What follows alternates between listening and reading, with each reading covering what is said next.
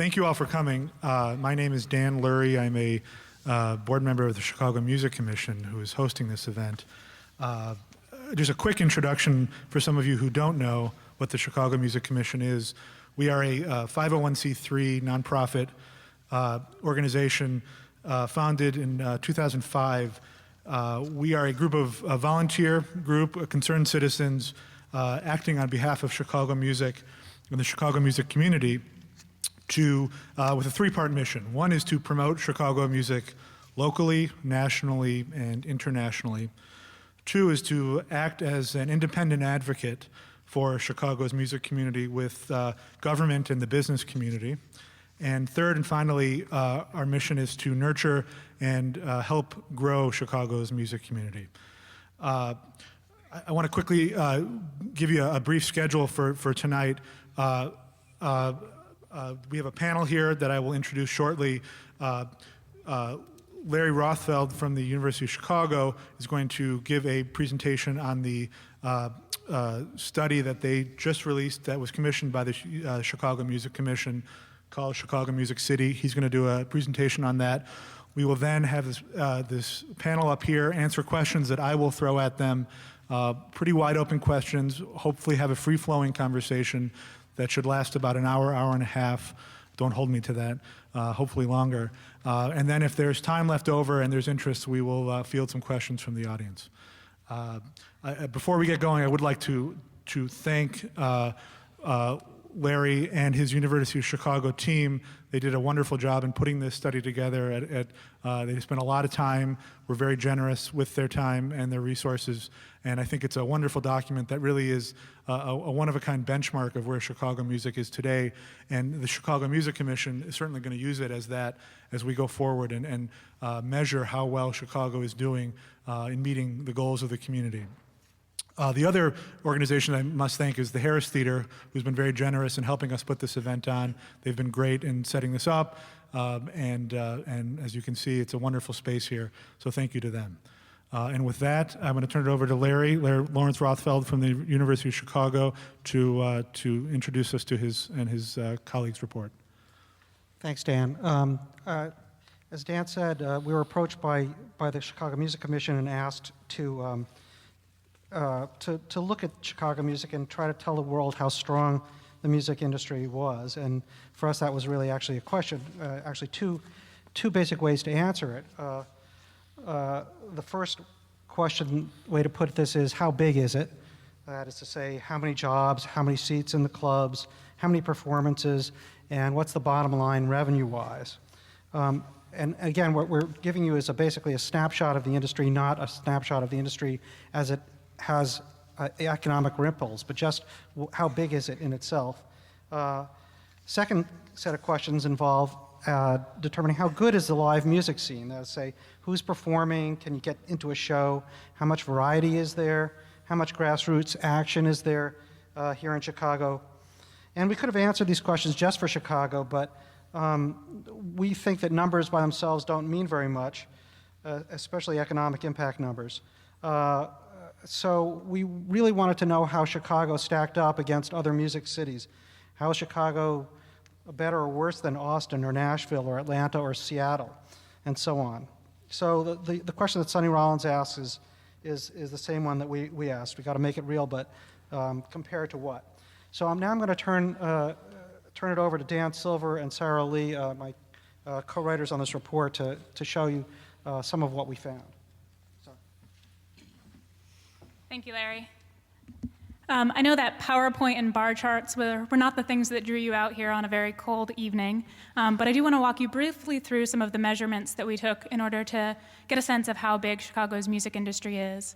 And I'm going to talk to you briefly about how many jobs there are in the music industry in Chicago, how many seats in live music venues, how many live music performances there were in 2004, and then a little bit of information on what the bottom line is in terms of economic activity. So we started with employment. We wanted to get a grasp on how many jobs there were in musical industries in Chicago. We found that Chicago has 13,000 jobs in the year 2004 in musical industries. This ranks it third behind New York and LA. About 2,000 of those jobs were employed musicians, and an additional 11,000 jobs were in other musical sub-industries, such as companies that record, publish, and distribute music, as well as companies that repair, make, and sell musical instruments. And to give you a little bit of context for that 13,000 number, in the same year, in 2004, there were 10,000 jobs in advertising agencies in Chicago. So according to this data, this puts the music industry as bigger than the advertising agency industry within Chicago. So we wanted to look next at the total number of seats available in live music venues in the year 2004. We looked at all large venues as well as small clubs, and we found that Chicago jumps ahead of New York and is ranked second among this group of cities with over 400,000 seats. Equally important was the total number of concerts that were actually held in Chicago in 2004. Again, we found that Chicago ranks third behind New York and LA, with about 1,000 concerts in the year 2004, and that amounts to 1.8 million tickets sold during that year. Finally, we wanted to get a sense of the bottom line economic activity that music is creating in Chicago. We looked first at the total gross receipts from these 1,000 concerts that occurred in the year 2004, and we found that those concerts were generating about $80 million in Chicago, which ranks it fifth now behind Las Vegas and Boston, as well as New York and LA. And finally, we wanted to get a sense, come back to the whole industry, the whole musical industry as we're defining it, and get a sense of how much, what the dollar amount of revenues is that those musical sub-industries are generating. We found that it's 84 million. The number jumps to a staggering 820 million when we expand the definition of the industry. And again, this ranks third behind New York and LA. So I'm now going to turn it over to Dan, and he's going to talk a little bit about how good the music industry is. Okay, so we were mindful that, especially when it comes to music, quantity is not the same thing as quality. So we tried to get at that the best we could. And what we try to look at is quality in terms of popular success, critical acclaim, diversity, and sort of how thriving is the grassroots scene. For that first measure of quality in terms of popular success and critical acclaim, we looked at the number of performances by Billboard top 100 artists and top 100 artists in the Village Voice Critics Poll. You can see there Chicago has 47 performances. This is 2004, had 47 performances from the Billboard top 100 and 44 from the Village Voice. Now that gets a little bit more meaningful when you see that, especially on the Village Voice poll, Chicago has about 10 more there than even were in New York. It's also worth noting, it's not on this chart, but it's also worth noting that there's no other city where those critically acclaimed shows make up a bigger percentage of the total revenues generated. So Chicago is really a sort of center of high critical taste. We add to this a chart showing the sellout rates for these two kinds of shows. You can see that those Billboard shows pretty much always sell out. The Village Voice Top 100 shows sell out about 89% of the time. So that means that sort of on any given night, there's tickets available usually for these shows. Also, the low-end ticket prices for these shows in Chicago tend to be lower than their sort of comparably sized cities, especially like New York and Los Angeles. And they're about the same as Nashville, Seattle, Austin. So it's sort of a big city with a kind of small town sort of access. The next thing we try to get at was the diversity. So this pie you're looking at is the total pie is the total number of small club and venue seats in Chicago. That's about 28,000. And the blue parts are the numbers of seats devoted to specific genres. Okay, so you can see there's a sort of a wide range of specific genres, sort of seats available in Chicago. And this becomes a bit more meaningful when you compare it to other cities. So the thing to look at is the size of that blue pie. The blue part, right? So you can see like in Nashville, there's a big chunk right there devoted to country music, and it's very sort of dominated by one genre. Seattle has a lot of different genres, but they're sort of, each one is quite small, whereas Chicago has a much more specialized scene, so it caters to specialized tastes a lot better. In this chart, it's sort of hard to look at the details here, but just all I want you to look at is how big those blue parts are and how many of the boxes have anything in them at all.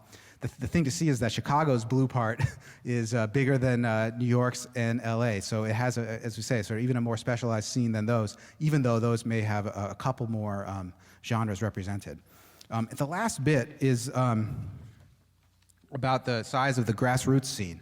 And it's hard to get at that from tax revenues and ticket sales for some of the bigger venues. So what we did is we basically downloaded all of MySpace, and we had a good undergraduate figure out how to do that for us. And you can see here that Chicago, and we selected out those pages which actually say the city that they're in. So that cut it from about 1.4 million down to, I think, about 350,000. Chicago, there's 10,778 MySpace pages in Chicago, behind only New York and Boston, but a lot more than Seattle and New Orleans and Los Angeles, and surprisingly Nashville too. So that's a sense of that there's a pretty vibrant sort of below the ground scene here in Chicago. So Larry's gonna come back. So this is all good news. Chicago's big and it's good, but it's also bigger and better than it appears from our data. Why is that? Well, one reason is that we missed things, and there's more than just commercial music in Chicago. So one of the things there is nonprofit music, symphonies, operas, the Old Town School folk music, and the like. We did a quick survey of music-only nonprofit music venues and organizations that we were unable to count in this first cut, and there's a lot of money there, surprisingly high amount of money. The total combined figures for revenues, just taking revenues for instance, are likely to be 30 to 50% higher than the number that we reported in the study. The CSO alone is probably $20 million, so that's a lot of money. We also know that 2/3 of the musicians who earn wages are actually performing in churches and synagogues and the like, and those are not counted. We're also missing the free music festivals that the city puts on and a number of other programs that are put on by the city, and that's a big bunch of activity that we were unable to look into because in order to compare across cities, it would be very, very expensive. As I said, we're missing music in places of worship and in schools. So this is a first cut. We'd love to do a follow-up, a fuller one that could also track the growth of the business in Chicago. But that growth will also depend in part on what you all as a group decide to do with this data and in your discussions today. So now that you know who you are, you're the third largest music industry of any American metropolitan area, and you have a live music scene that's at least as good as or better than, in many ways, better than in Seattle, Austin, etc. What are you going to do? It's up to you. Thanks. Thank you, Larry.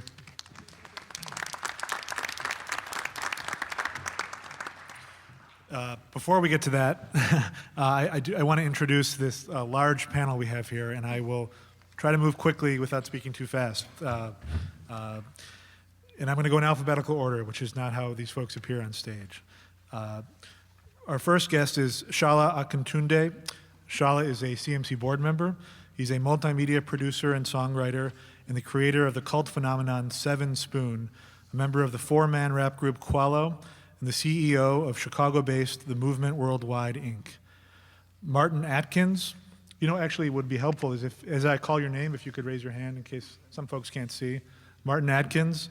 Martin is a drummer, producer, label owner, entrepreneur, catalyst, author, father of three. His label, Invisible Records, will be 20 years old this year, and his new book, Tour Smart and Break the Band, was published this past September. Julie Burrows. Julie is the Director of Cultural Planning for the City of Chicago's Department of Cultural Affairs. She works with musicians, businesses, nonprofits, and other City of Chicago departments to develop cultural spaces and facilities. She was always exploring ways Chicago can use the arts to revitalize neighborhoods and create jobs. Laura Chmielewski. Laura works in the City of Chicago's Department of Tourism. She has launched the first free MP3 cultural download in North America for Millennium Park, produced the multimedia Chicago Blues Tour, which is available free and downloadable in 5 different languages, and also is narrated by Buddy Guy, and served as the co-executive producer of the Great Performers of Illinois Festival in Millennium Park. Kennard Carter. Kennard is the music director and an on-air personality at WGCI Chicago 107.5. Rita Lee. Rita is the president of New Face Entertainment and serves as a consultant in show production, radio promotion, public relations campaigns, and marketing strategies. Gary Matz. Gary is the president of the Chicago Federation of Musicians, Local 10208 of the American Federation of Musicians.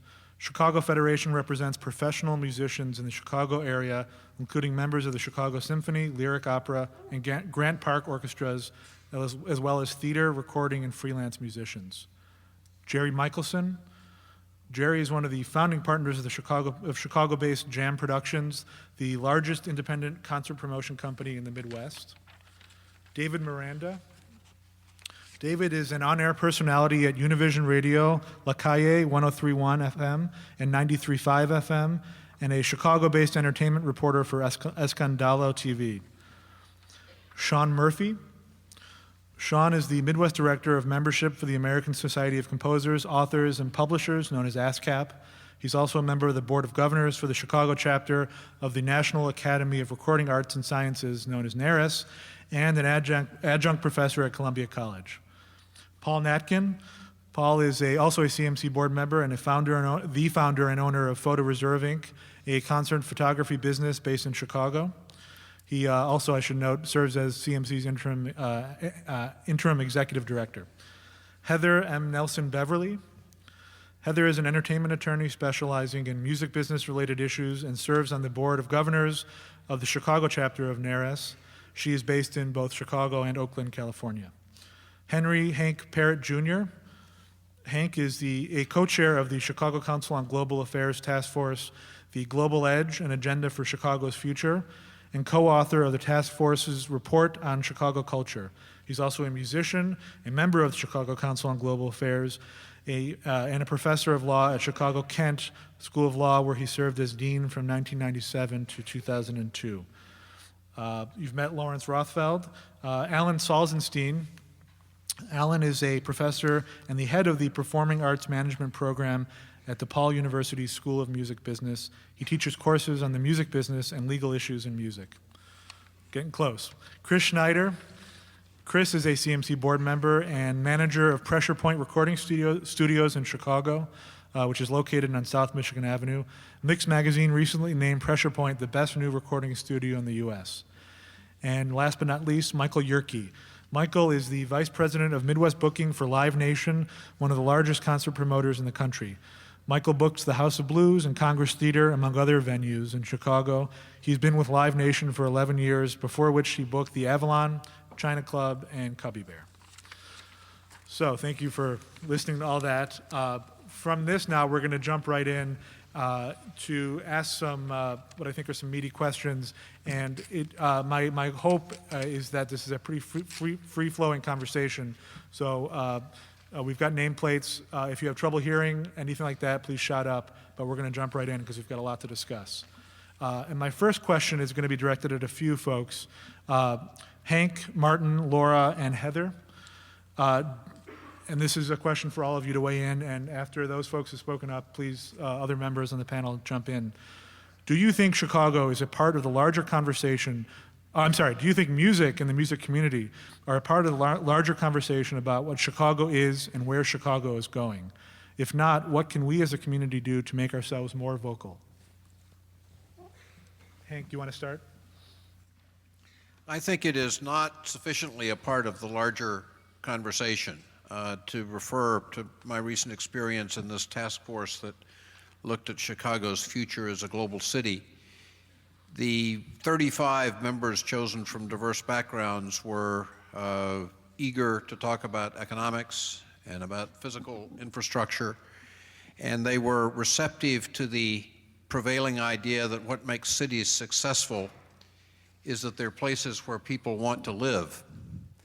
But it took a certain amount of effort on my part and the part of a couple of other members of the task force to put music on the agenda.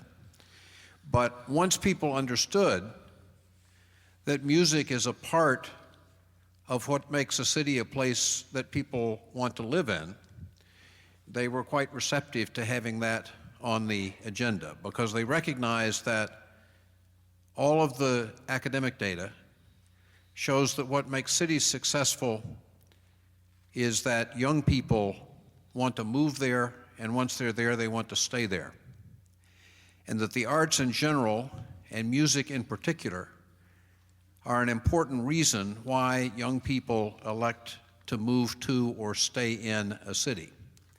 And not only that, our group recognized that music needed to be part of the agenda about Chicago's global success, because it's not only important to draw music consumers to a city. They want to live in a place that is clean, safe, and fun, and has good music. But it's also important that a city have the capacity to draw people who want to make music. And they will come there and stay there only if they think they can realize their dreams in that city. So I think it should be part of the agenda, but we have to push harder to make it part of the agenda. Thank you. Martin?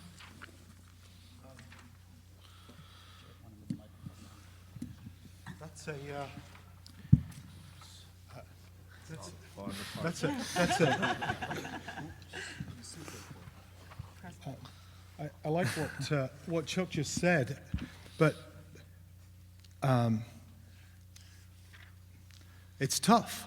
There are facts and figures that show, and all kinds of studies that show, music in schools helps with attendance, self-esteem, math grades.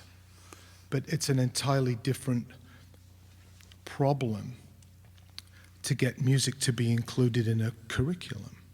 So I think that there are battles, larger battles, to be fought with this as well.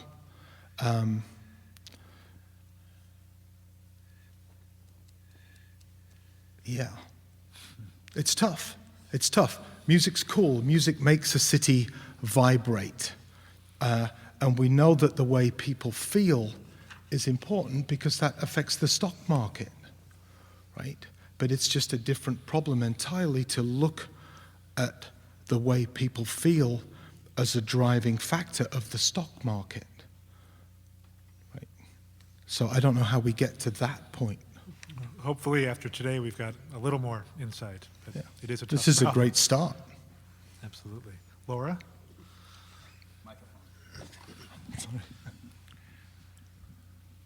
I'd like to preface this with saying I am from the Chicago Office of Tourism, but what we specialize in is cultural tourism.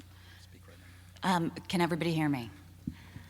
In 1992, Mayor Daley and Louis Weisberg made a strategic decision to put the Office of Tourism with the Department of Cultural Affairs, making us the only Office of Tourism that we know of in the world that actually produces and promotes its own cultural programming. That's pretty big. That puts music, culture in a broader sense, right at the heart of the agenda. Cultural tourism is key because it speaks to what you said, Henry, about a real experience, an authentic experience, something that makes people want to live in a place, but also something that makes people want to visit a place. So of course, it needs to be there. Sure. Heather, any thoughts? Just briefly, I mean, I think that for any topic generally to be on an agenda, whatever that agenda is and whoever's agenda that is, it has to be relevant and it has to be timely and you have to be able to show the import of that issue for it to be placed on an agenda, for there to be discussion. And whether that platform becomes the music industry at large, whether it becomes a particular artist that can bring that spotlight, whether it's an event, whether it's some sort of revenue-generating experience, something new, something exciting, those are the types of things that bring these issues to the forefront. as well as statistical data, right? I mean, to have a report like this one that's been put together really helps you start to set the tone for these are the issues, this is the relevance, this is who it's relevant to, and these are all of the masses of people that this affects. I think sometimes when you talk about the music industry, people are thinking a lot about the musicians and the artists, and not necessarily the trickle-down effect of all of the people in all of the areas of business and work and employment, as well as entertainment value, that get involved in the residuals of the music industry. And I spend a lot of time trying to explain to clients the relevance of what they do beyond just making a record or beyond just owning a record label, and the fact that no matter what you do, where you go, whether you are in an elevator, in your car, walking down the street, there is music. And I think, first of all, to answer the question, no, it is not properly at the forefront of the agenda, but I think that there are a million ways to make it so. And it just really requires, I think, especially as it relates to economic impact, that always makes everyone's ears perk up. And really coming up with some new revenue models, some new ways of attracting business, and that economic trickle-down effect is really, I think, what makes it not only become on the agenda, but important to all of those who need to act upon it. Great, great. Next question I'll direct first. Can I just jump in? Please, please. One quick thing to note, I went and looked on some websites today. And if you go to the City of Chicago's website, they do have some venues down there, but it's interesting which ones they do. Now, of course, all the cultural venues are there. All of the Broadway theater houses are there. But you do have also Charter One, and this is the city's website, City of Chicago. You've got Charter One at Norley Island. You've got the Old Town School of Folk Music. You've got the Chicago Theater and the Auditorium Theater listed there. But you don't have Double Door, Shuba's, Park West Vic, the Hideout. You don't have that on the city's website, so that shows you the relative importance of what these great music venues mean to the city. They're not at the forefront.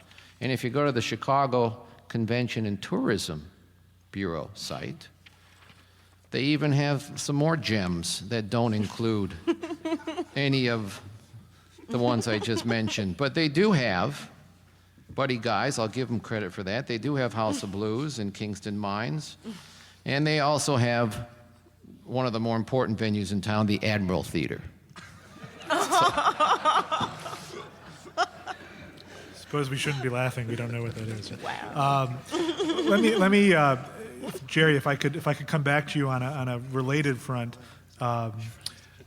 Do you see yourself in Jam Productions as a tourism agent for the city? How much responsibility do you think organizations like Jam that are well known and successful bear for promoting Chicago music and the music community? Well, I would tend to believe that any venue or anybody that presents music on a number of nights in this city is a draw and is something that's meaningful to attracting tourists and business in Chicago.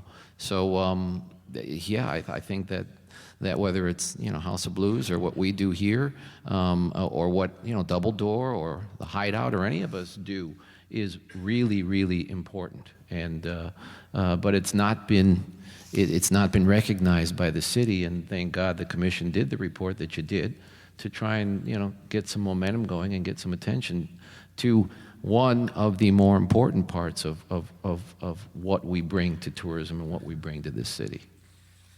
Rita, if I could ask you, do you see your business as a tourism agent for Chicago?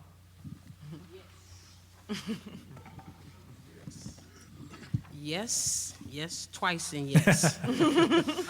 One of the reasons I named my company New Face Entertainment, because I saw that the entertainment industry as a whole, not just in Chicago, needed a new face.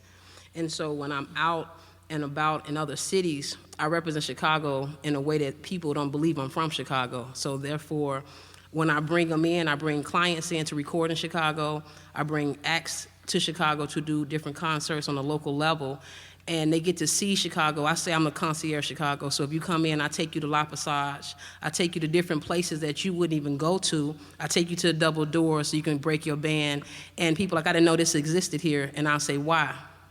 Because nobody's promoting it, nobody's branding Chicago, everybody's branding different segments of Chicago. You have a job title, you do your definition of your title. When I come to do entertainment business, everything that's got to do with entertainment business, from hiring the right sound company, the right production company, the right media partner, Clear Channel, all these different places.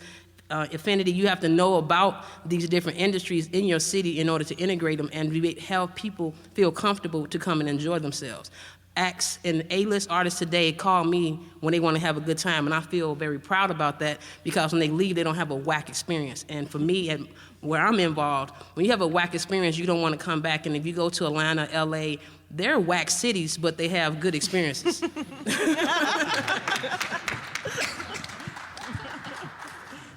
Sure, Laura. I would like to respond to Jerry's comments about the city website, and I'm thankful to say that a new one will be launched. This was not soon. intentional seating. Luck of the draw. But as you know, in a city with 8 million people metro and 40,000 restaurants, there's a lot of information to get out there. If you do look on the website, Artists' Lounge is mentioned, Lee's Unleaded. We take you to Muddy Waters House, the former home of VJ Records. There are not only historic musical places that are pointed out, but the city is actively working to make it not only a more exciting site with music and streaming video, but one that is more user-friendly and speaks to the concerns of the community. I think the most success the city has had has been in its public-private partnerships. So I think this is a great step. If we keep talking, these things can happen. Absolutely. We can help pay taxes. This is it, though. This is not a debate. You know, I'm not trying to be critical, but just want to point out some facts that happen in our business. The only time we, and when I say we, whether it's the Hideout or Martyrs or Shubas or House of Blues, the only time we really hear from the city, the only time they call us in, and I can tell you 2 times in the last 5 years, they called us in because they wanted to deal with raves. And they thought that they wanted to make sure our venues weren't going to host raves. So that was once maybe that was about 7 or 8 years ago. Last year they called us in and want to license promoters after the E2 tragedy. So, I mean, the only time we hear from the city, the only time they communicate, the only time they ask us to come in is when there's a problem that usually has nothing to do with us, but they want to, make it so that everybody's safe. So that's the communication we have with the city. They call us in only when there's issues to deal with, not to sit there and create that partnership that can help the city, that can help drive more tourism, that can help the economic engine. And that's something that I hope changes, because we're just not here to be beat up every time something happens somewhere else. We should be part of the fabric of what goes on so that we can help the city. If let me just say on behalf of CMC that I know that certainly the presence of the City of Chicago folks here is significant, and I completely agree that, Laura, that a public-private partnership, I think, is really necessary. And the conversation that we hope to have, the CMC hopes to have happen tonight and ongoing, is very much about where are we headed. I think there's a consensus, if I could speak for the panel that hasn't yet spoken, that there's a lot more work to be done. I think we're here, the CMC is here. I know the city works on that. Everybody on this panel is very concerned about Chicago music. So with that, I'd like to move on to, I think, a few more targeted questions. I know that the city folks have a lot to say about this, but in the interest of moving it along, if we have time at the end, we can have a battle royale about what works and doesn't work. And I want to actually go back to Rita. You had mentioned about kind of how the Chicago scene is perceived versus other cities. And I wanted to hear a little bit more about when you travel around both nationally as well as internationally, what are you hearing about Chicago music as a scene rather than particular artists? First thing they say is too cold. Then they say, y'all got house music. And I was like, you're right. And then they'll say, but y'all whack. And I'm just like, what do you mean? Because I get offended. I'm a real Chicago Bears fan, so you know how we act. So in those contexts, when they're speaking about those different things, I say you haven't experienced it. I apologize that you haven't had the opportunity to see Chicago as you see it in the summertime on TV since you don't come. But when you go to Atlanta, for example, they have a club called Apaches. That's where you can walk in Apaches and A-list stars will come in, just grab the microphone and sing with the live band up there, and musicians will rotate in and out all night, doing jam sessions. You go to LA, they have the same scene. You go to New York, you got B.B. King's. You have a lot of different places that, because there's a business industry in those areas, those business industry understand how to integrate the business venues and platforms together for their purposes. So if I'm a record label, I'm going to support 4 or 5 venues in here to go and showcase and do focus groups with my talent. And from that standpoint, the venue owners get to brand that this venue is utilized by different stars and so forth and so on. In Chicago, you don't have that ability because most of the venue owners only understand what the liquor sales need to be. And I don't mind it being excuse the terminology, a hood party, because they come in droves, but there's no structure in place for anybody else from the public side or tourists to come in and blend in and fit in. So everything becomes segregated. You have this on Lake Street. You have a business owner across the street from Lake Street don't understand why a club is necessary in Chicago. You have the city of Chicago sending police to shut down something that's creating revenue that they're going to tax. And if we was to integrate this properly, we can use luxury taxes to pay off some of the school stuff. So it's who you talking to. So that's the thing from the city standpoint, who are you talking to and why are you talking to them? Because they have a title. But outside, when we go internationally, we're the stuff. When we go internationally, I'm Chicago! They say, and then when they ask me where you from, I say Chicago. No, what side? I'm from Chicago. You're not gonna segregate me. I need Chicago to be branded because Springfield don't sound good on the radio. I'm from Springfield. I'm from Illinois. I'm from Chicago. The Windy City, we burnt down twice. We still here. That's what's up. Rita Lee for president. Let me go to Kennard on this. Relatedly, how much of our tourism identity as a city do you think is tied to our music? The people coming out of here, historically, current folks. I know internationally we are stereotyped as, for better or worse, as the home of Michael Jordan, Oprah, hot dogs, pizza. How much of a role do you think music plays in the perception that Rita's talking about internationally about Chicago music? Well, I think music plays a major part in it, first of all. To kind of piggyback on Rita, I think, the reality is that we need more outlets for the music, period. More outlets, period, for people to be able to,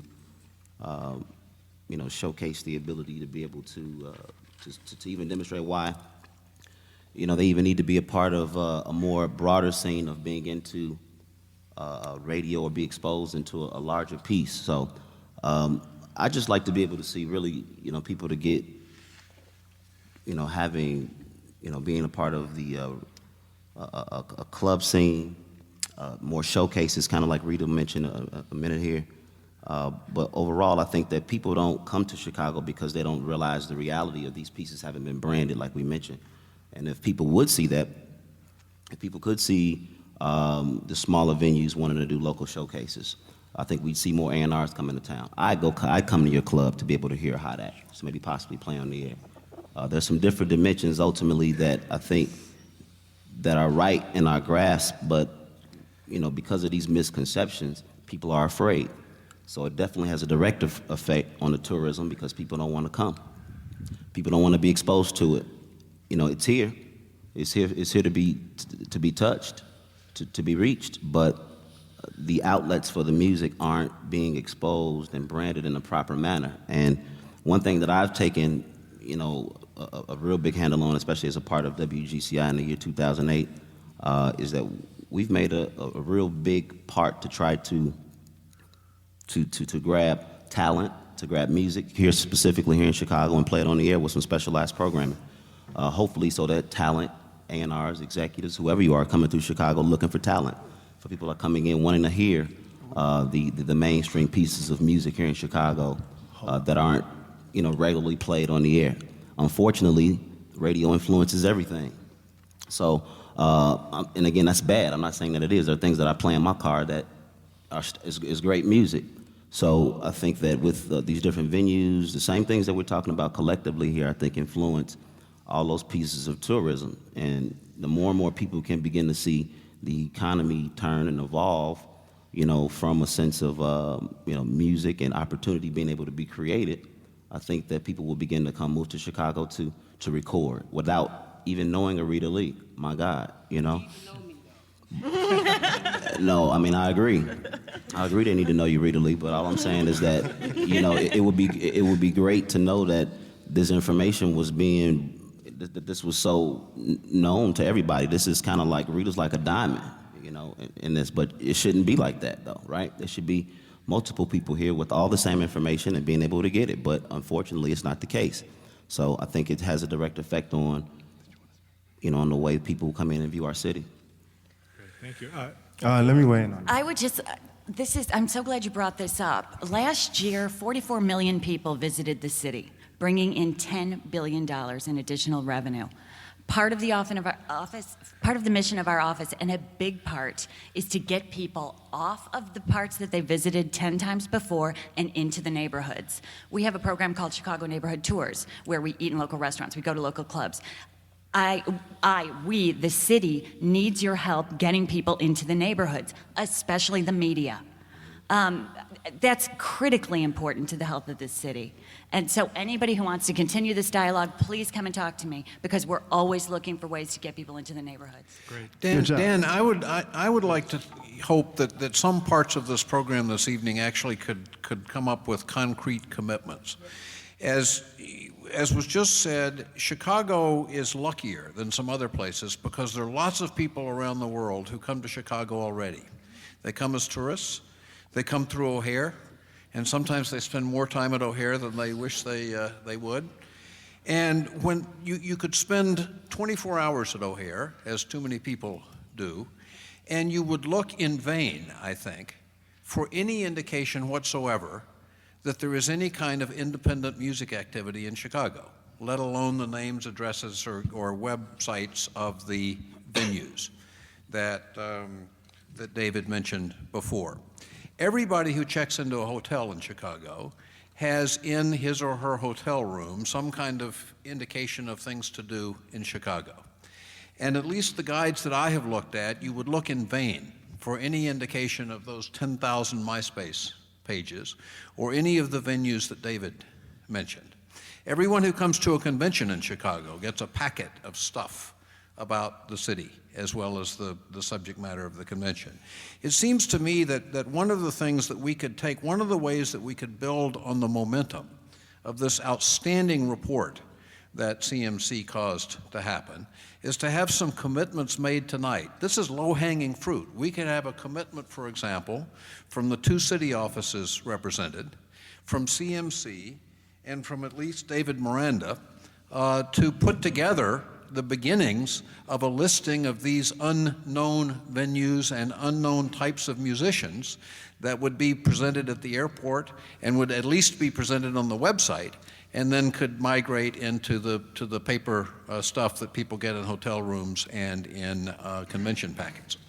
Can I say something here? The first step toward that has already started to take place. We worked a deal with the Airport Commission a couple of months ago, and starting, I think, around February 1st, all the music that is programmed into both of the airports is going to be either by Chicago artists or labels based in Chicago. No applause necessary. The second part of it is we're going to start working with them to put a Chicago music store in every terminal of both airports. We're going to have something on our website that's going to have a listing of all the music that's being played at both airports, with a link to the website of either the artist or the record company. So that's the first step that Hank brought up that I think we're starting to work on. Just thought I'd mention that.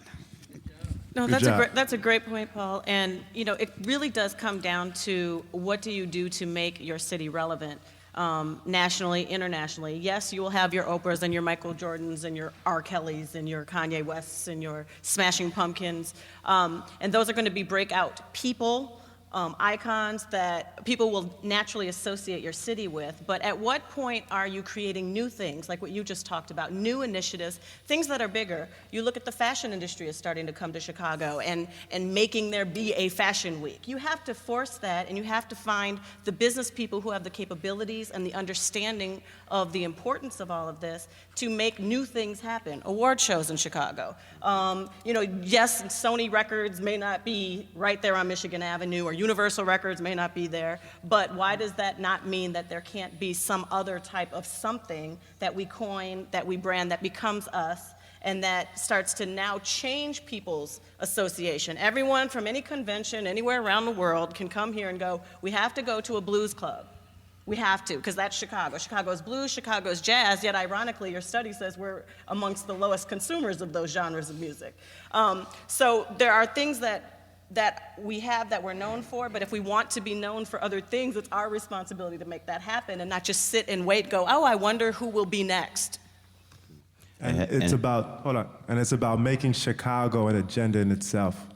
A lot of things that Chicago artists fail to realize, and Chicago industry people in entertainment fail to realize, is that the brand that is Chicago is as important to your local and your individual brand as you think your individual brand or name is.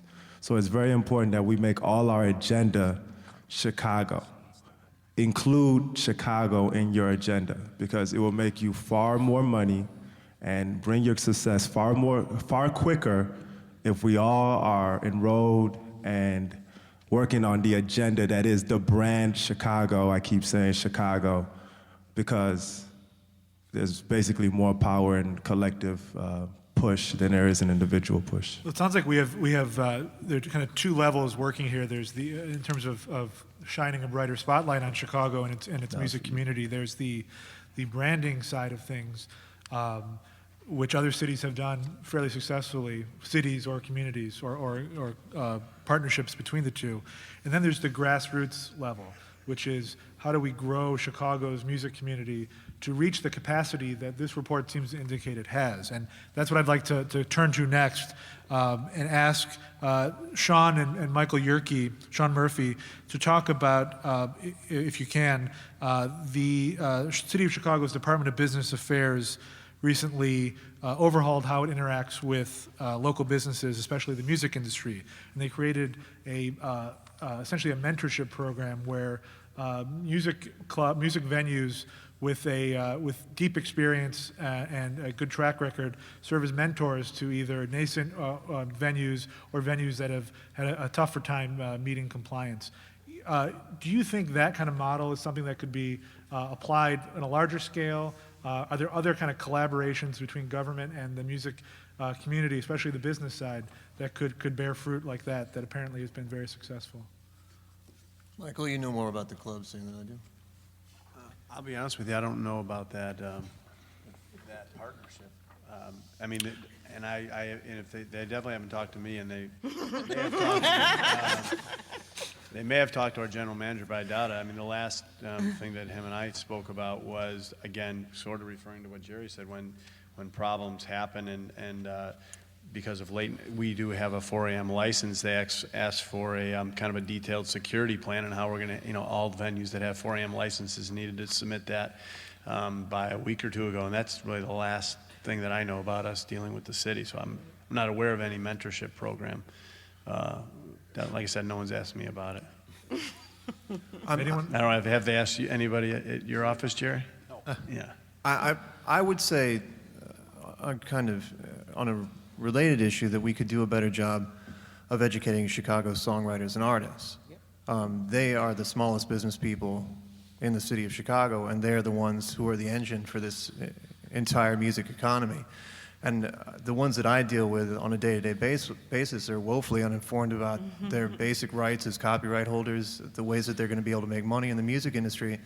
I think by providing them with some very basic essential information, we can strengthen the entire music community and create a stronger bond between all the musicians that were working in Chicago. It's not necessarily a race between all the different musicians. There's plenty of everything to go around for everybody, and we just need to make sure that everybody has the tools that they need to succeed in the business. We've talked to club owners, and everybody has a different agenda. So if the city could be the rallying point to make that a reality, I think that would be fantastic. And I'd like to jump on that bandwagon big time, because we have enormous assets in this city in our musicians, the vast majority of whom no one has ever heard of. Right. And it's clear that independent or grassroots part of our musical talent is on almost no one's radar screen. It certainly isn't on the city's radar screen. And we need to fix that. And we need to fix it for a couple of, we need to fix it for one big reason, and we have a special opportunity. The big reason that we need to fix it is I don't think we can succeed as a music city if most of our musicians think they have to go to some other city to be successful. Mm-hmm. If they think that Chicago is a place where there is not a sufficient pool of supporting resources like promoters and managers and lawyers, if they think that there's something about the way the venues work, that they're going to reach a ceiling in Chicago, and to make it to the next level, they have to go to New York, LA, Nashville, or now Austin, or possibly Minneapolis, we're not going to succeed. Now, there's a great opportunity that we have because we're in the middle of a revolution in this industry. Everybody knows that everything is going to be different tomorrow from the way it was in the past. Nobody knows what the new business models are going to be, but we know that there are going to have to be some new business models. Well, we can invent that future here because it hasn't been invented somewhere else. LA and New York may have had the advantage in the past, but that was the past. And now the past is obsolete, and we can reinvent a new future here. And I think it's important. I don't mean to say that it exclusively should focus on our independent or grassroots musicians, but they need to be a part of it because they're part of the new reality. I want to piggyback on that because the main point is about the economic empowerment. If I know a client that wants to get booked through Michael Yerke, they don't even know what to present to him to get booked. And that becomes the problem. Then they turn around and leave. Michael Yerke's a jerk. Not because it's a lot of people say that. But the point is there's not enough infrastructure, and everybody here has business backgrounds here, but no one shares. I give too much information, and when I give too much information to someone that don't know anything, they get scared, and then they blame me for telling them too much. So if a collective, there's the Clear Channels, there's the lawyers, there's everybody in this room. In order for somebody to do business with you, if you create policies and procedures that they can now go home and say, hey, if I'm gonna do business with these companies, this is a standard universal policy and procedure that helps me understand what I have to do to be competitive in my market as well as in other markets. And because that little piece of information, infrastructure isn't there, they're chasing models that don't exist here anymore. Everybody wants to have a joint venture deal from an independent standpoint. They don't do them anymore.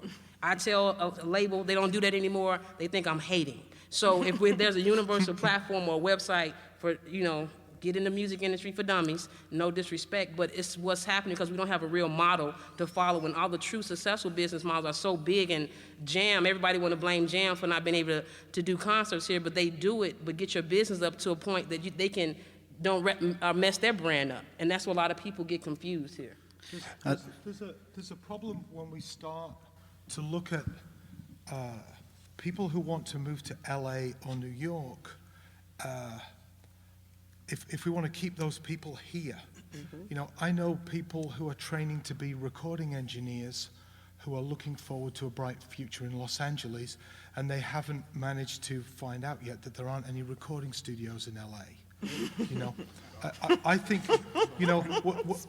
when I go around the world, and one of the reasons I moved here after living in London, Manhattan, Los Angeles, and then a period of exile in New Jersey, was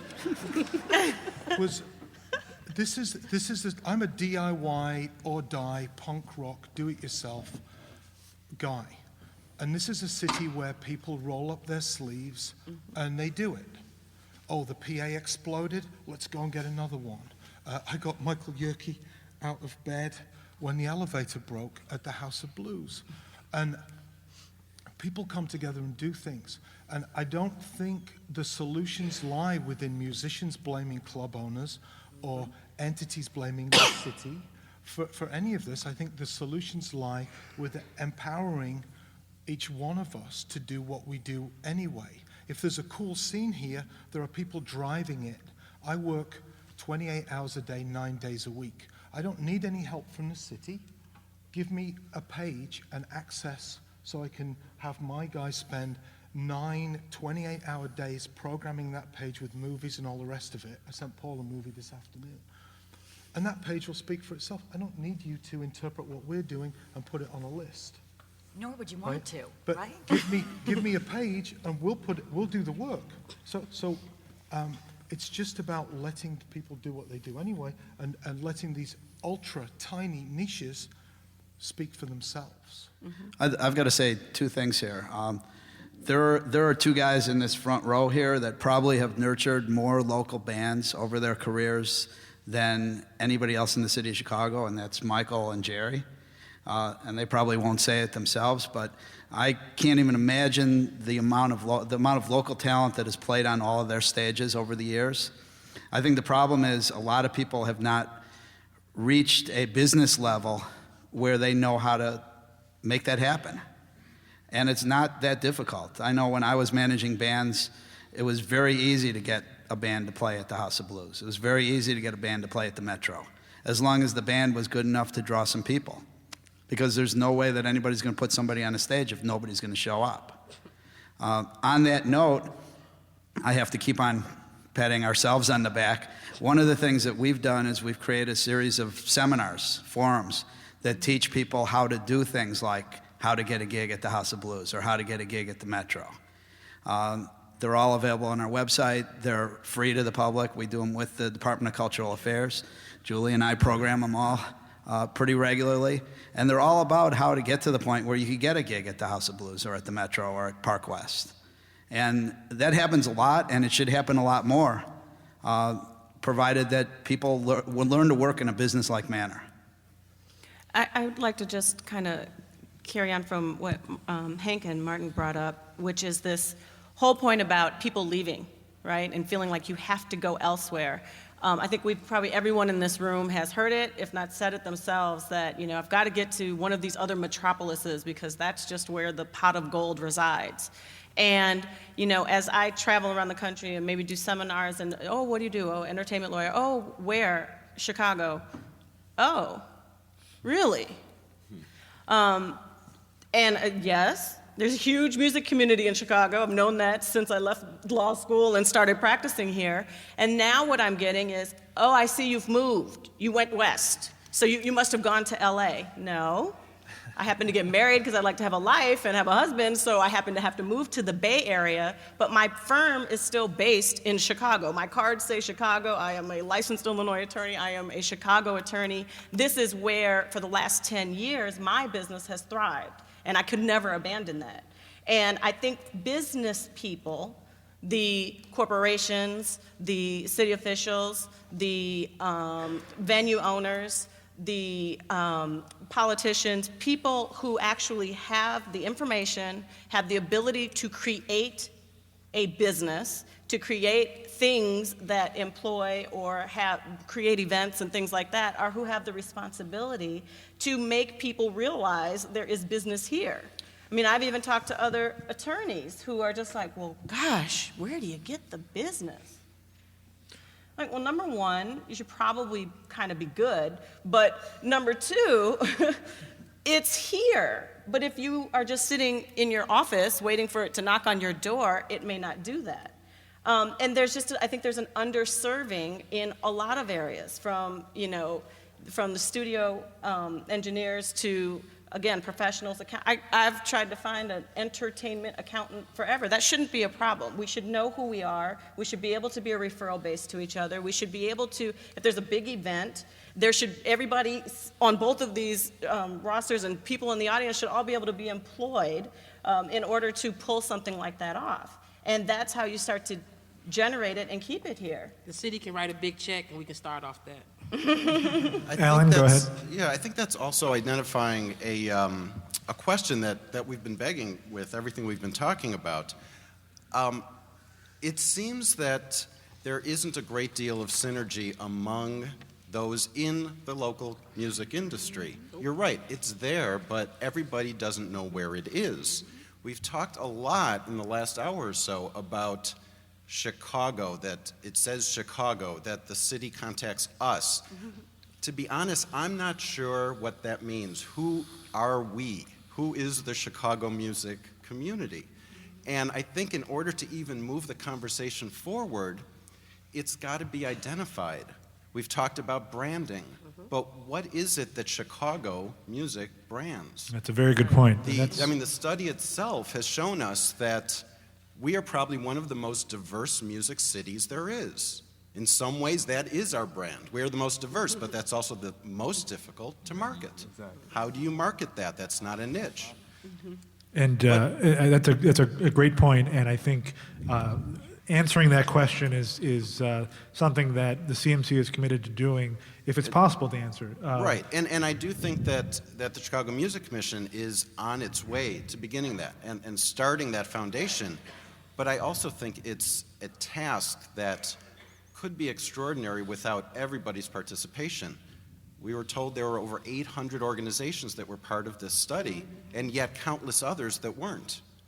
How do you create that commonality among the industry without excluding those who should be there? And I think that's something that has to be addressed and identified first. Well, I'm glad you raised that. Oh, I'm sorry, David. Yeah, I just have something to say. The thing is that you guys were talking about how to brand the music from Chicago, and you guys were talking about how people have to move to LA and New York in order for them to get a gig or get a job. In Spanish, I can speak for the Spanish community, it's totally the opposite. We have all the talent that are filling up venues, even in Mexico now. Like right now, El Pasito Duranguense, which is a rhythm that was made here in Chicago, even though it's the Duranguense, which is a place in Mexico. It was really based from here. So we have a lot of artists like Diana Reyes. She used to sing norteño, and she had to move here to Chicago to learn Duranguense, and now she's filling up venues at La Plaza Garibaldi, 25,000 people in the summer. We have Horóscopos de Durango, which is another one, Montes de Durango, which is a band that really started off the boom with Pasito Duranguense.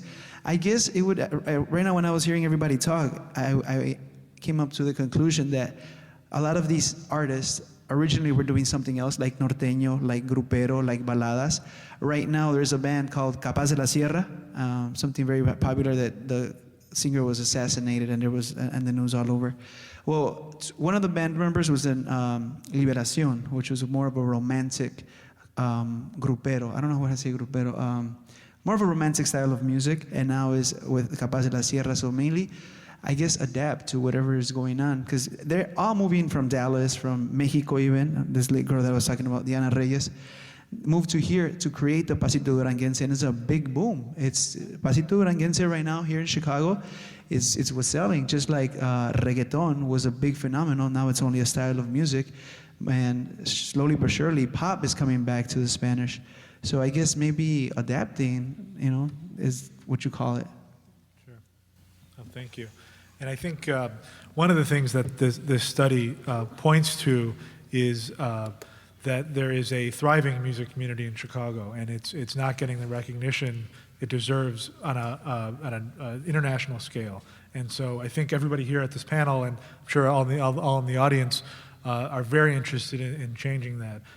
What's happening at the grassroots level and even at the larger level is very exciting in Chicago. And I do want to talk a little bit more about the kind of business of music and how or to what extent the Chicago business community you feel is supportive of the Chicago music business community. And actually, Julie, if you wouldn't mind weighing in on that, if you can, is that relationship is that something that needs development? I know that the Chicago Chamber of Commerce, for example, is a very successful chamber. Do you think the music community has a voice in organizations like that? Dan, I don't really know how to answer that question. I have to be really honest with you. I don't know what you really mean when you say the business community support the music industry. Like, to me, that's so abstract, and I don't even know what that means. So I would love to kind of hear about, I mean, what do you mean? I work for a city agency, and so I don't really know what that means. You know, part of what I'm trying to grapple with in this conversation, in this study, is that the data says on all these measures compared with all these other cities, we're like number 3 or number 4, which corresponds really well with how big of a city we are in comparison to those other cities. So it seems kind of accurate about where we should be.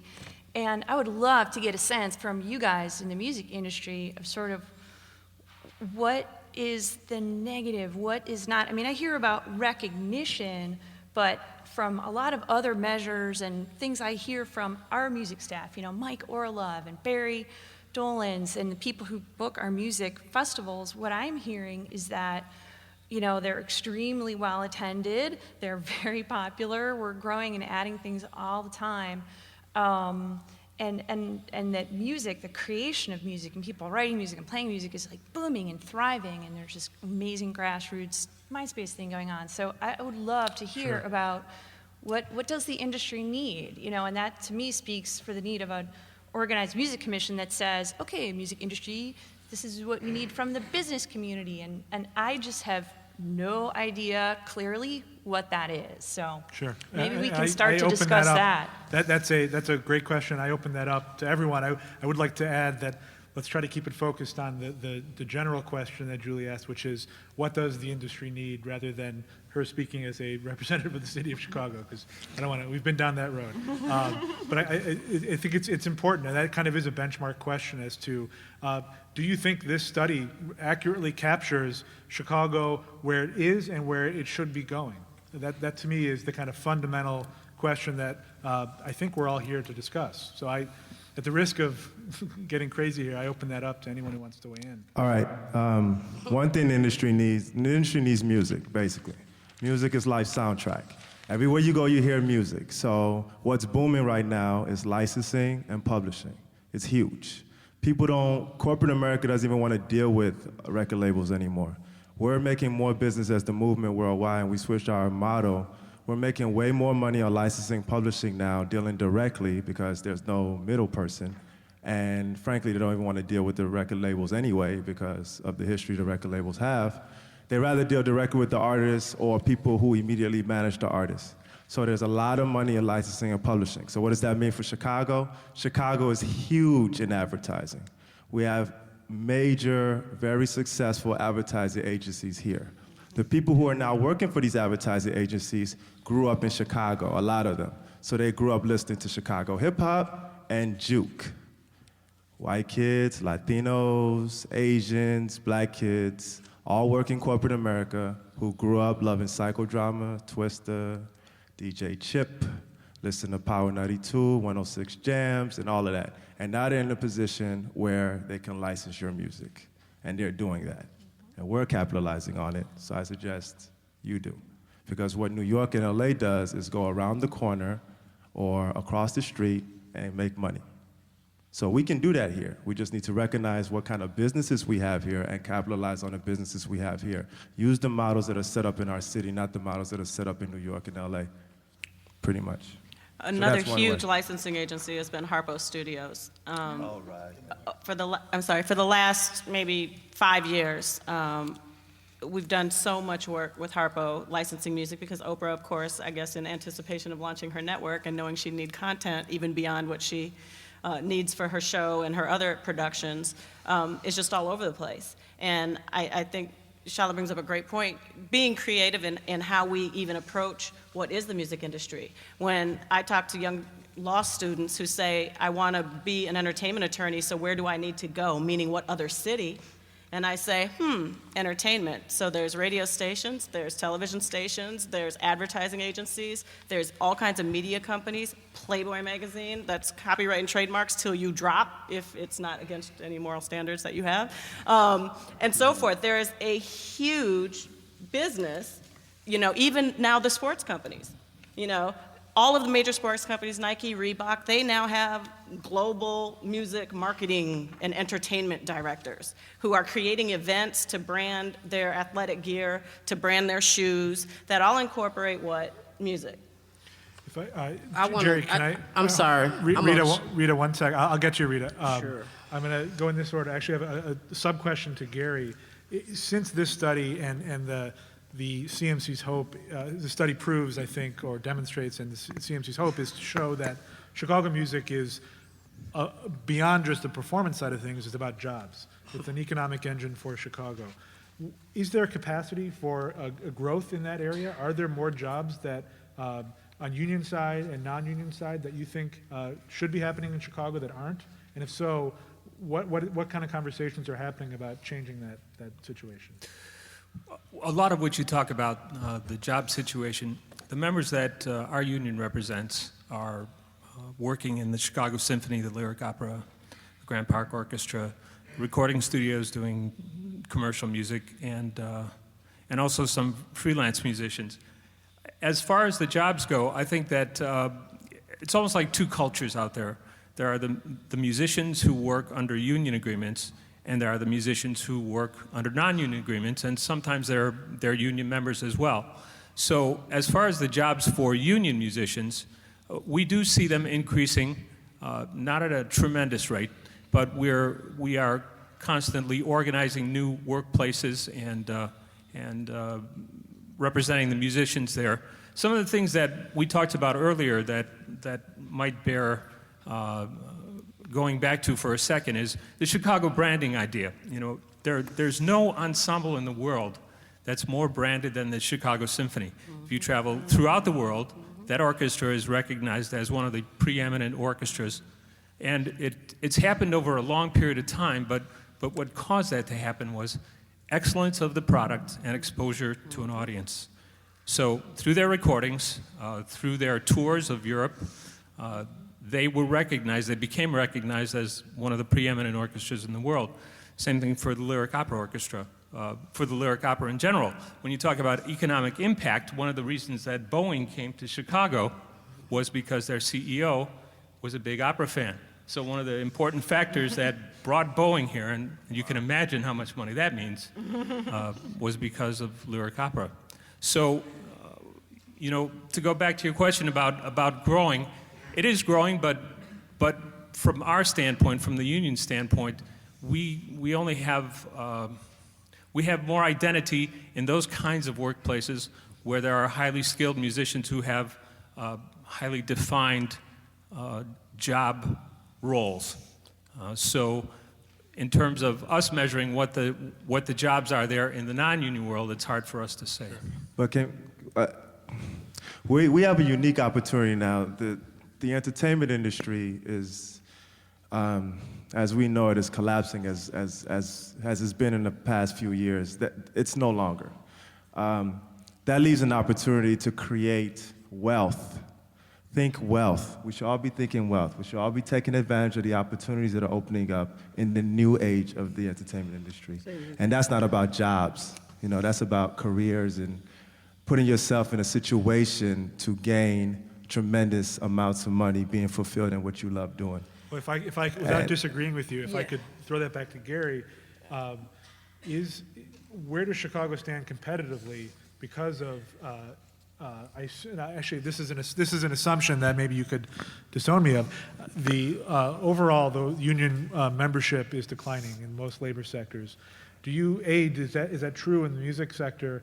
And if so, where does that put Chicago competitively with other cities in that area? You're right. Union membership is declining, and I think there's a historical basis for that. When you think back, we have members in their 70s, 80s. Members who played with big bands, who played with studio orchestras at the radio and television stations at the studios. So the workplace has changed, and the musicians that the union represents has changed also. So if you can say, certainly the number of union musicians has declined, but part of that is a natural attrition process because the big bands aren't playing in every hotel like they once were. We don't have as many members working in that way. And a lot of the members in clubs, I mean, a lot of our members play clubs too, but it's not under our kinds of agreements. So they're not union members to play the clubs. They become union members to play with the Chicago Symphony or the Grand Park Orchestra or in the studios or to do a soundstage, or to make sure that they work under our agreements with the protections that the union offers, much the same as what the Writers Guild is striking for now, for protection of product and intellectual property.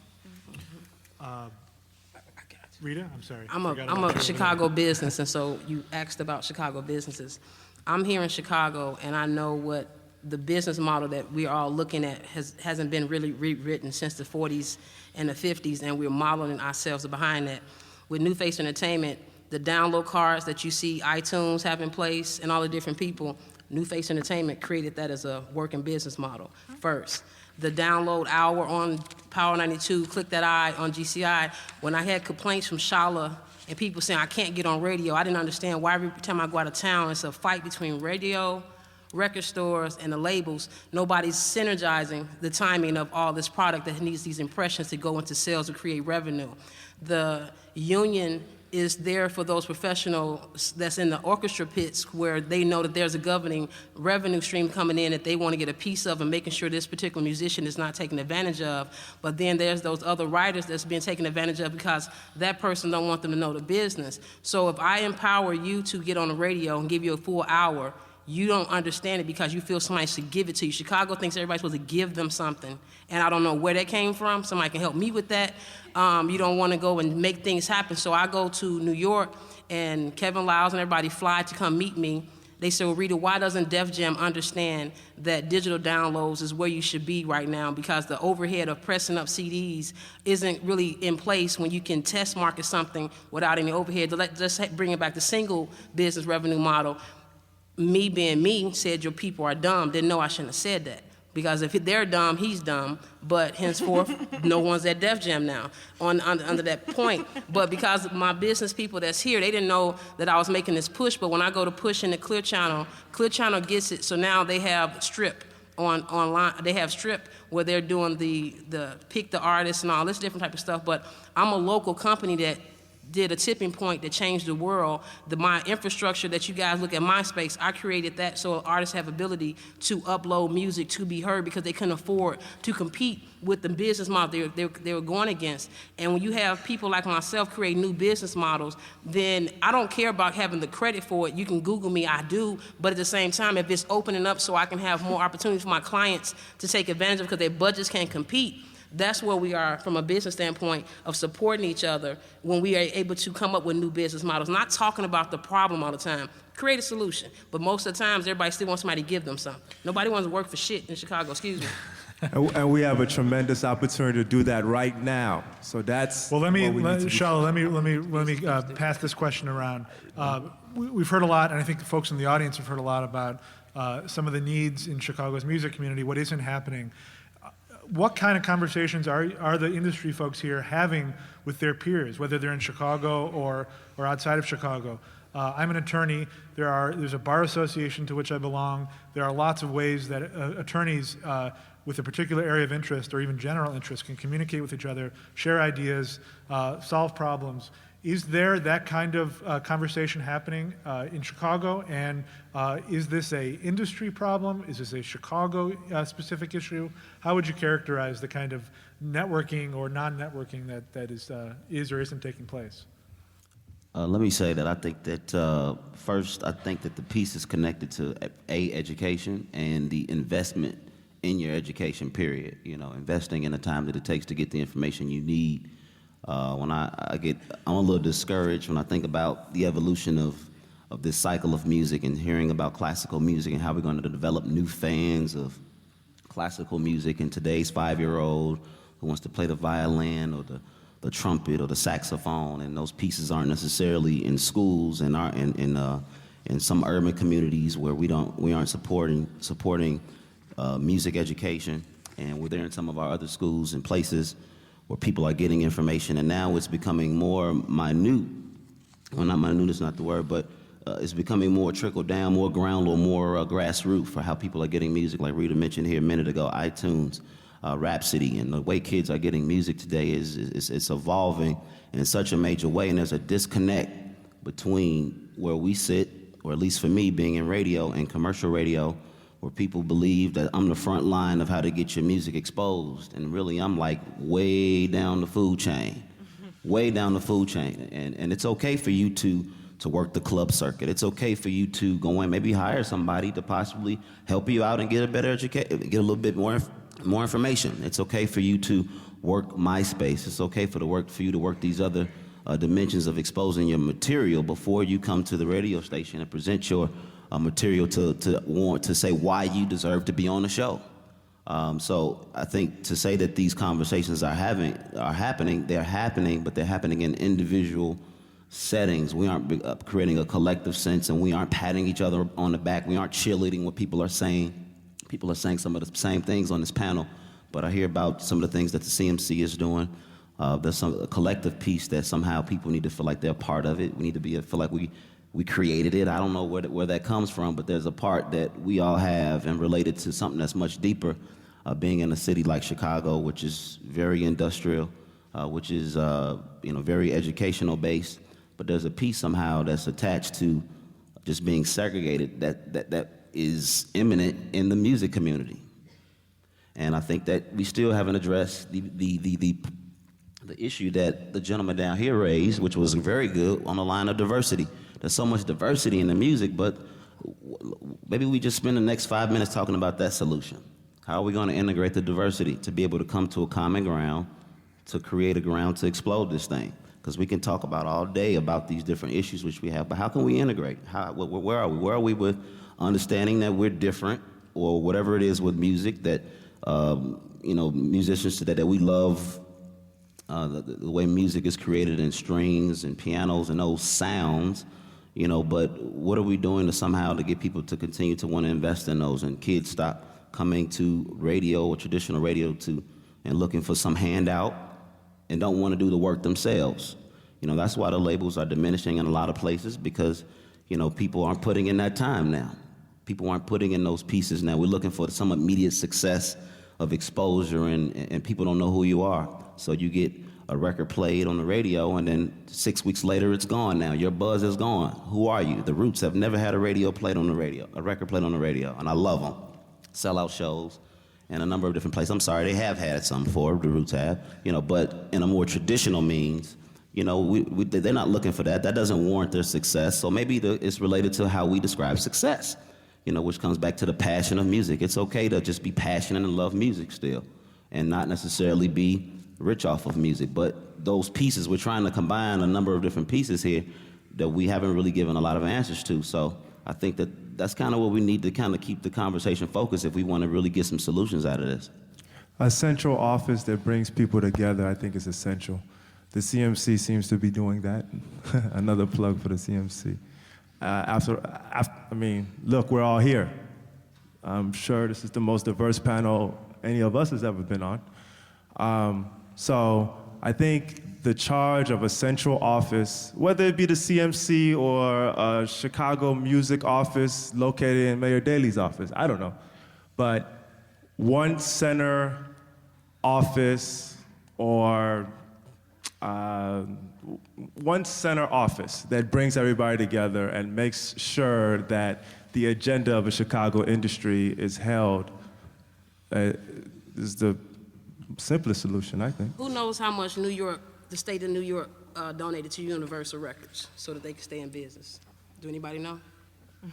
Hundreds of millions of dollars they donated to them to stay in business and to make sure the city kept everything coming there. So those are little factors that play into empowerment. Operation capital, having the ability to have staff that's competent that you can hire. Everybody here in Chicago has a friend or a friend that's trying to help get into a business but don't have the true professional expertise to do anything that they're talking about. So that causes a problem. You're misinforming that person because you're guessing.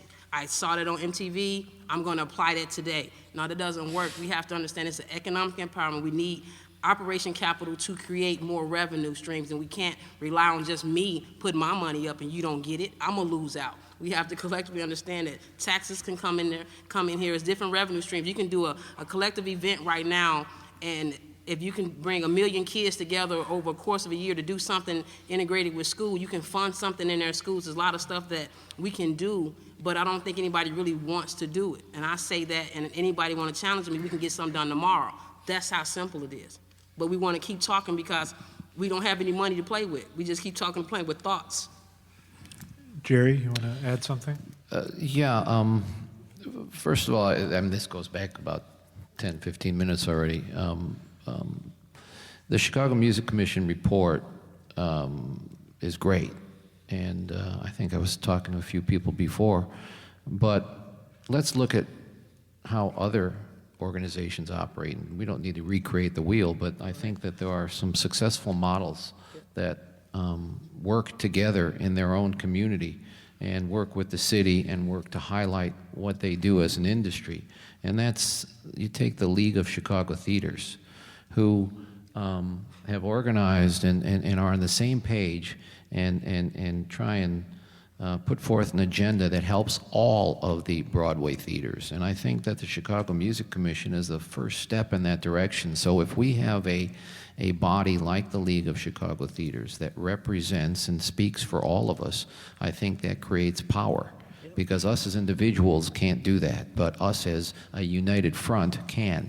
And secondly, what speaks most to the city and to everybody else is adding one little thing to this report, and that would be the economic impact of what events or what people spend in this town when they come out and go to a live concert, or they go to do come to a festival. So I think that, again, follow the model that's been successful and look at a League of Chicago Theaters, and if this body can become that, then we become more powerful. Could I chime in on that? Actually, I'm on the board of the League of Chicago Theaters, so, and I work really closely with them, which is why I'm on their board, and we give them space in 2 of our buildings for Hot Ticks booths, so they're a great model. It's not easy. They've struggled a lot up and down, for 25 years, and they've learned. And I think early in the formation discussions of the Music Commission, we shared a lot of that information about, just sort of learning from their experience.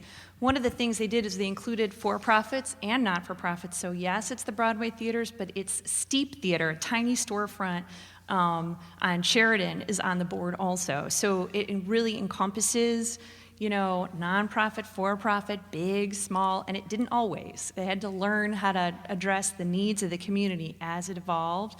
They were right at the table with me and all the staff at the city rewriting the theater license because it didn't work for the industry. So there's a huge amount of success a trail that's been blazed that you can follow. And the other model, my colleague Rich Moskal, the film office, couldn't be here, but the model of the film office actually fostering the development of a group called the Illinois Production Alliance, which are the group of 25 film organizations who all used to compete and hate each other and not talk to each other. They finally got smart and worked together and lobbied the state of Illinois government to get this tax incentive, and it's had immediately a great impact on the volume of dollars that have come to Chicago and the jobs for residents in the film industry. And I would argue that there's great relationships with the music industry, sort of spill off. So there's great models, but it takes so much time. It's not easy, a lot of hard work, and everybody has to work together. The Music Commission has to really embrace nonprofit, has to embrace classical. The biggest budgets in the city are the Lyric and the CSO. There's a lot to be learned and a lot of clout you can bring to the table to boost everybody up. And the other thing I have to say, because there's been so much city bashing tonight, I do have to say that, the one thing that I would have loved to have seen in this study, and maybe we can do a follow-up study. This doesn't measure anything that the city does in terms of free festivals at all. And, we have a very long history of giving away more free music programs than any other city probably in the whole world. And it would be great to measure that and count that, include that in your thinking and measurement of the music industry, because I think it's really important, and you can't take for granted that just because we've been doing Jazz Fest for 30 years that we're going to continue to do it. Art budgets get cut all the time in other states and other cities, and unless you fight really hard to keep what we have, you can't assume we're going to have it in the future. So I just wanted to put that plug in there. I just want to add one thing. When we started this organization, our main advisor was a woman named Marge Halpern, who was the woman that started the League of Chicago Theaters. And a lot of what we've done has been based on what she told us they did. And that is our goal, is to unite the music industry into some form. And the people up here on the panel don't know it yet, but they're the first people that are going to be a part of this thing, because I have all their email addresses. If I can just piggyback on that for 1 second, because prior to Julie being on the board, I was an officer at the League of Chicago Theaters for a number of years during many rocky times. And Jerry's point is an extremely valid one, that there's no need to reinvent the wheel. There are models out there.